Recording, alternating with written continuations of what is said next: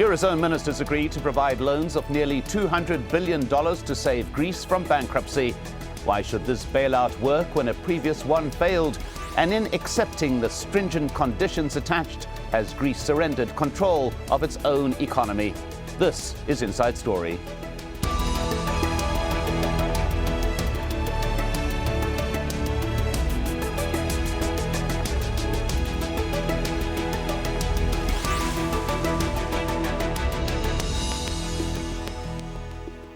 Hello and welcome to the programme. I'm Mike Hanna. After more than 13 hours of talks in Brussels, agreement's been reached on a multi-billion-dollar loan package that will allow Greece to pay debts due in less than a month. The deal ensures that Greece will not be forced into defaulting on what it owes in the short term. But some financial experts argue that once again, the can has been kicked down the road to be dealt with later. Tim Friend reports. Despite reservations about the country's ability to deliver austerity measures, Eurozone finance ministers gave Athens billions of dollars to rescue the country from its financial woes. And the combination of these significant efforts, plus the ambitious programme, with a clear focus on competitiveness, should really give enough space for Greece to restore its competitiveness, to improve its debt sustainability, and to demonstrate that with good and solid and rigorous implementation, checked on a regular basis by the various partners associated with the programme, it can get back on track. The rescue package comes with strict conditions, including dramatic cuts in public spending. As before, Eurozone finance ministers say they want assurances that Greece will stick to its promises. Their comments were backed by the contents of a leaked report from the European Commission, the Central Bank and the International Monetary Fund. It predicts that Greek debt will stay at a staggering 160% of gross domestic product unless drastic changes are made. This latest deal in Brussels will mean much closer supervision of the Greek government. Brussels wants to make sure that the Greek politicians stick to the agreed principles of this bailout. But there are general elections looming here, and the new holders of power may decide on a completely different course.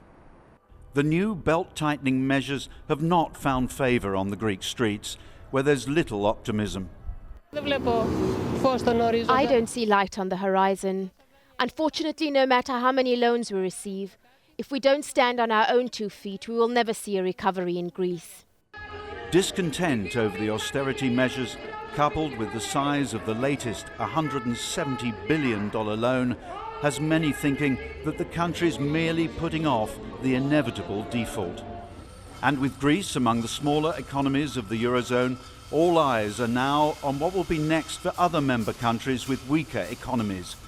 The European Stability Mechanism, a $666 billion fund, will come into existence in July to complement rules already in place that deal with debt and budget deficits. Talks have begun on a new higher firewall for countries in trouble. But some critics say the new measures to bail out struggling countries have to be matched by economic reforms. Reforms that the protests on the streets clearly show are unpopular at best. Tim Friend for Inside Story, Athens.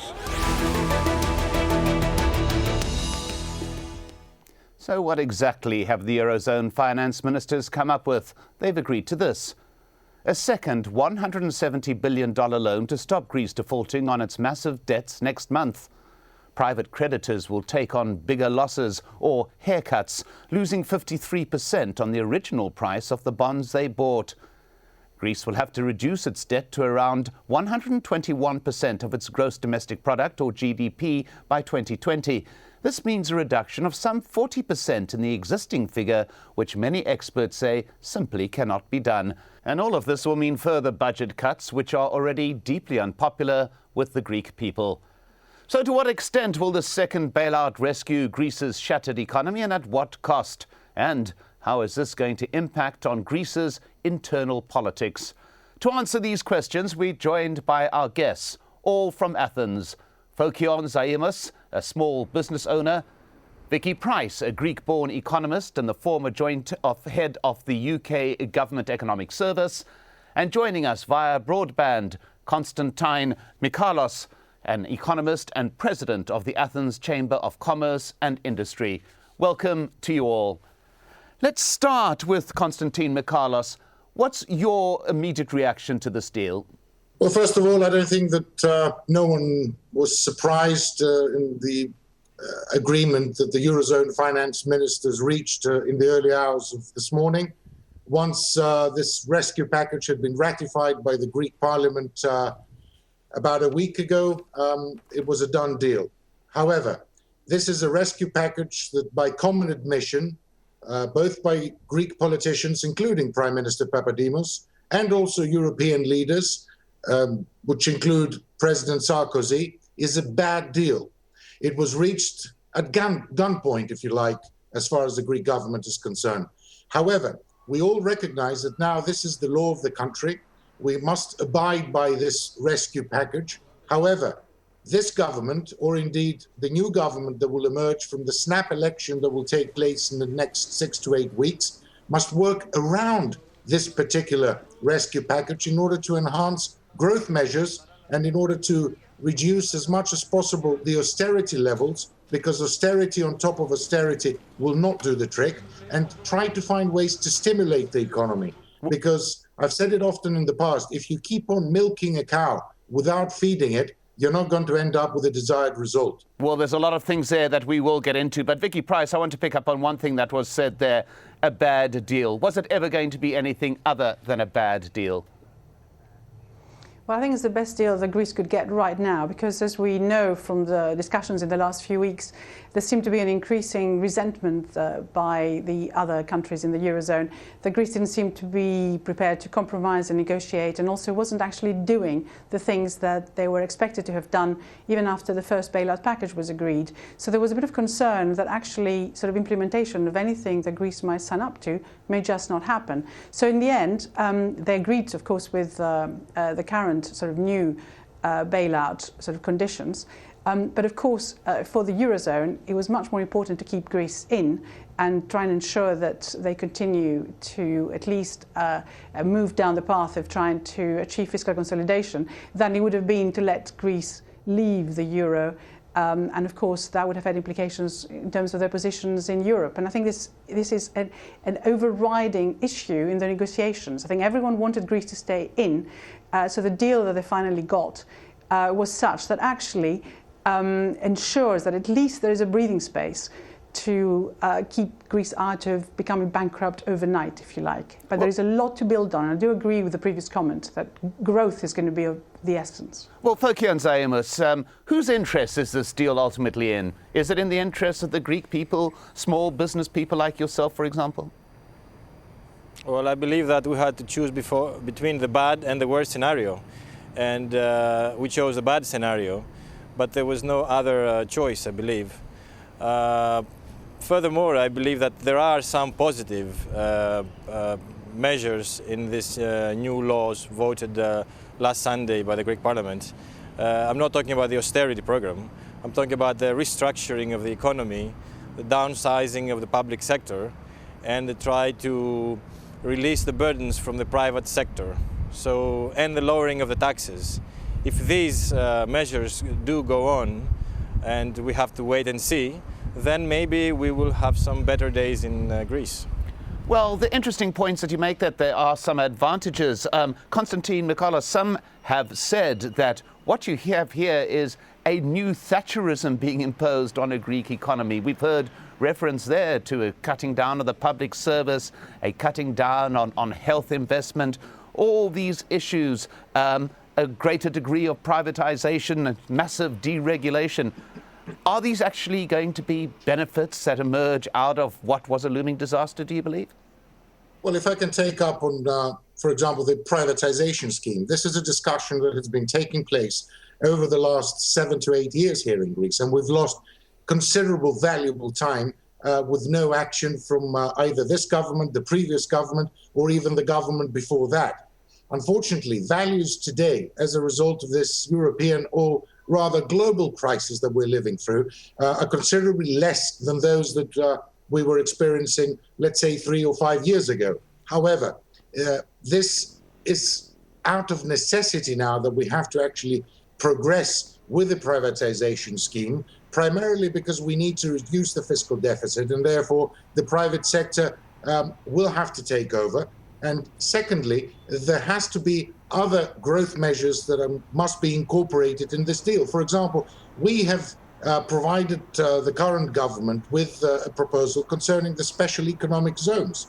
It's a scheme that's been approved by the European Union. We have seen it applied and implemented in other EU countries, and in areas, especially the northern regions of Greece, where we're experiencing tremendously high unemployment levels to the tune of 38% in certain areas. It would be an absolute blessing to have these special economic zones with preferential taxation policy, completely not just reducing, but doing away with the so-called red tape bureaucracy, simplification processes in order for businesses, both local and foreign investors, to set up there and alleviate the weight of unemployment which we're facing at the moment. Well, Fokion Zaimis, if I could just move that to you, these are obviously things that you would like to see, but do you think that the government at present, one that will change perhaps within the next 10 weeks, is capable of introducing these type of reforms where it hasn't been able to in the past? Well, we hope so. Hopefully we will have elections and replace this government.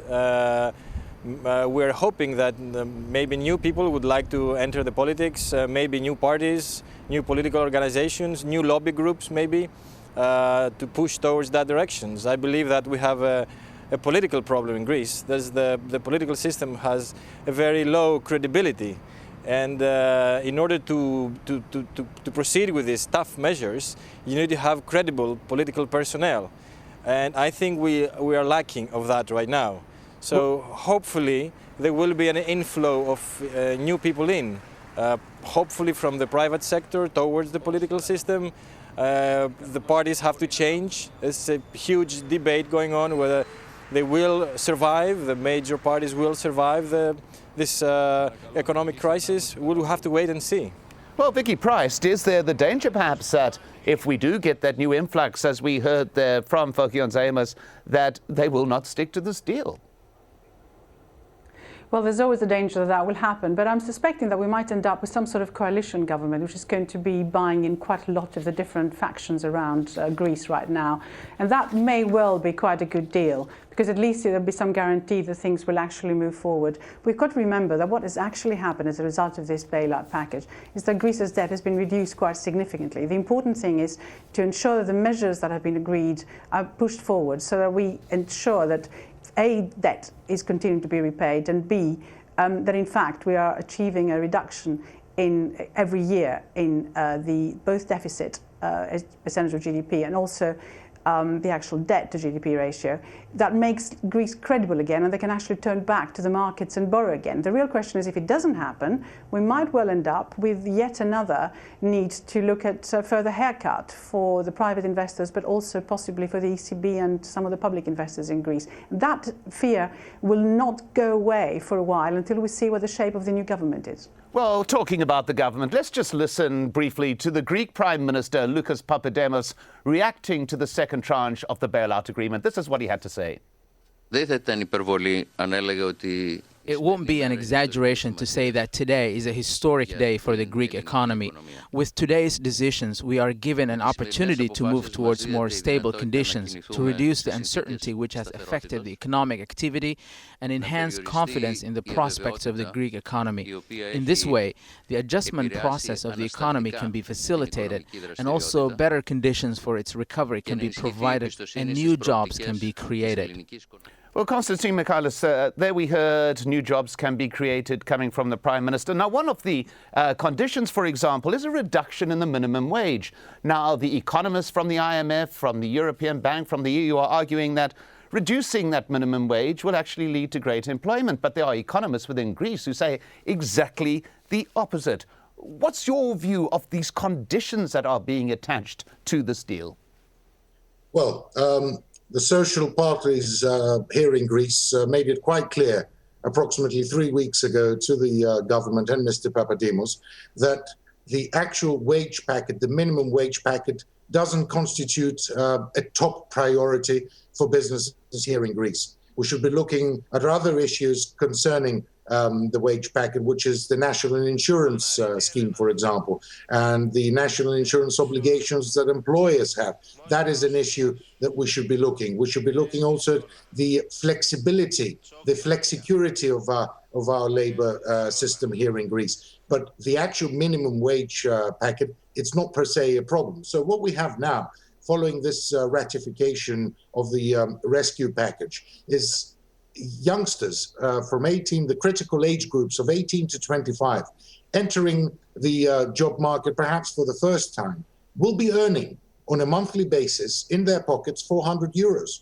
Now, that level constitutes 86 euros less than the official European Union poverty line, which stands at 486 euros. This is not, unfortunately, a production-based economy.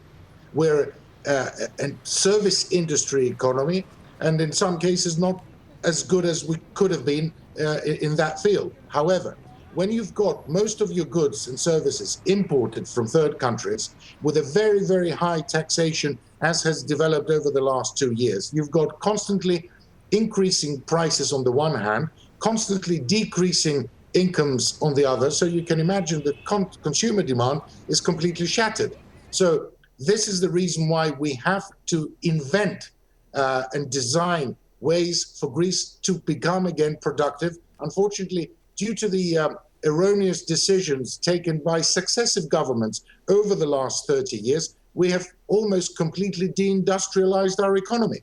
So it is a paradox, on the one hand, that we're talking about a more competitive level that has been created by lower wage packets, but unfortunately this is not true. The major problem in the business community at the moment is the level of tax. We are facing a 52% total tax rate, which is the basic tax rate, the dividend tax, as well as all the extraordinary taxation that has been imposed over the last 2 years, compared to other neighboring countries, part of the EU, such as Bulgaria, Romania, and Cyprus, with taxation levels for businesses ranging from 10 to 16%. It is impossible to talk about, forget foreign investment, attracting foreign investment at these levels, but even local investment. So there's got to be a different approach to this issue. Well, let's go to Fokion Zaimis on that particular issue, that issue of taxes. There's the issue of the size of the taxes, but also the issue of tax collection. Clearly, the greater the taxes, some argue, the less likelihood there is of collecting it. But how important do you think that there is a complete restructuring of the tax situation within Greece in order to be able to meet the timelines that are being imposed on it? Well, let me tell you first that I am totally in support of try to lower as well the prices, because the citizens have seen their salaries decrease, so there must be an effort also to decrease the prices. When people go to the supermarket and they see the products are more expensive than in other countries like Germany or France, the same exact product in the same exact package and weight, they can't understand why. Is there sort of a cartel situation in Greece? I'm just wondering. So considering the taxes issue, I believe that nobody was forbidding the government to lower the taxes the previous years. The European Union does not tell you what kind of taxes you're going to put on corporate tax or private taxes. So I don't understand why they haven't done this much years before today, before the crisis. Well, they still have time to do it, of course. And I believe if they lower the taxes, they will gradually make people declare more their turnover, don't try to hide their turnover, their income. I believe that it's part of the deal, but it's not enough. Well, Vicky Pryce, there's a huge... if I may just move on at this particular point and look at some of these conditions that are attached to this loan. Now, some observers have seen these conditions as extremely stringent. In particular, for example, the suggestion that there be a permanent mission of the EU within Greece monitoring the economic activities of the Greek government. Is this not, to a degree, a complete abrogation of the country's economic sovereignty? Well, that is a serious problem. As you remember, a few weeks ago there was a suggestion there should be an EU commissioner who actually takes charge of economic policy in Greece. That was suggested by the Germans, so there was an enormous fuss about this. But actually there is already an EU task force here, and they are trying to make sure that the various ministries that are important for the economy do the right thing, and there is money coming in from Europe which needs to be properly spent. There are huge amounts of structural funds that could be deployed in Greece in a way that actually helps growth. And there is a concern that actually some of that money will just never be spent. It won't be spent correctly, there won't be value for money, and it won't really benefit the economy. So I think in many ways it should be welcomed, but it has to be done in a way that doesn't disenfranchise, if you like, both the ministries and the people in Greece. It needs to be done in a sort of gentle way, but I can't see any other way that the various government departments can actually try and even talk to each other, and that the whole administrative process of making decisions is opened up and done in a way that can allow anyone who's given money to Greece to feel secure that it's going to be spent the right way. Well, Constantine Michalos, you've been talking to the people within government, you've been holding discussions with them, advising them. Is the quality of those people within government likely that they will be open to this type of outside interference, or are they capable of making these changes that are being demanded? Well, I think that there is quite a high degree of capability, provided that they can overcome the so-called political cost. That, as Mrs. Pryce was saying earlier on, and I agree, there were policies that weren't followed from the first rescue package signed back in May of 2010, simply because politicians wanted to avoid the so-called political cost. For example, the opening up of closed professions and closed markets. Of course, there are going to be union clashes, especially with the strong unions, but this is a story that has to eventually end. We cannot be the only country in the European Union that still maintains so many closed professions. So if our political leadership realizes that the only way ahead is clashing with the unions to a certain extent when there are logical parameters attached to it, then I think that we will progress. It's because they couldn't pass the so-called healthy parts of the first rescue package that they resorted to higher direct and indirect taxation, to reducing minimum wage, to reducing by a colossal percentage the pensions that are paid, both main primary pensions and also auxiliary pensions. And therefore, after a point, they went off on a different angle. Where we are at the moment, I think that logic has to prevail, consensus, and I would fully agree with Mrs. Pryce that the next government, in all probability, will be a coalition government, so that with a new mandate that the Greek electorate will pass to the new government, we will be able to see the desired results. We will be able to see policies and for governments to speak the language of truth.